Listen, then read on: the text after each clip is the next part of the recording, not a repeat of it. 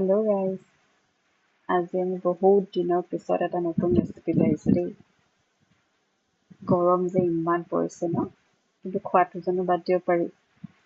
সেয়েহে আমি এমাজনত ৰাইচ পেপাৰ অৰ্ডাৰ কৰিছোঁ। এই ৰিলবোৰ চাই থাকোঁ যে খুব ভাবিলোঁ আজি ভিয়েটনামিজ স্প্ৰিং ৰোল বনাই খাওঁচোন। ফিলিংবোৰ বাৰু ইণ্ডিয়ানে, ভেন্দি ভাজি বনাই লৈছোঁ দেখিছে নহয়।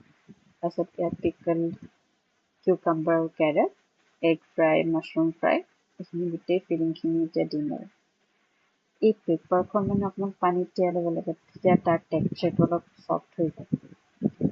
তাৰপিছত আৰু একো নাই, মেয়নিজ অকণমান সানি গোটেই ফিলিংখিনি দি পেলাই ৰোল কৰাটোহে কথা।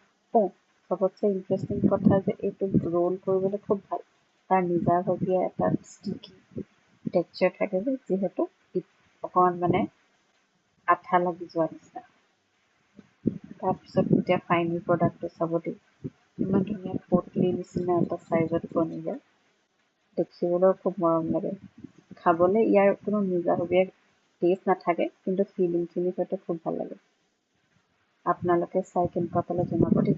আজিলৈ আহিছোঁ, বাই বাই।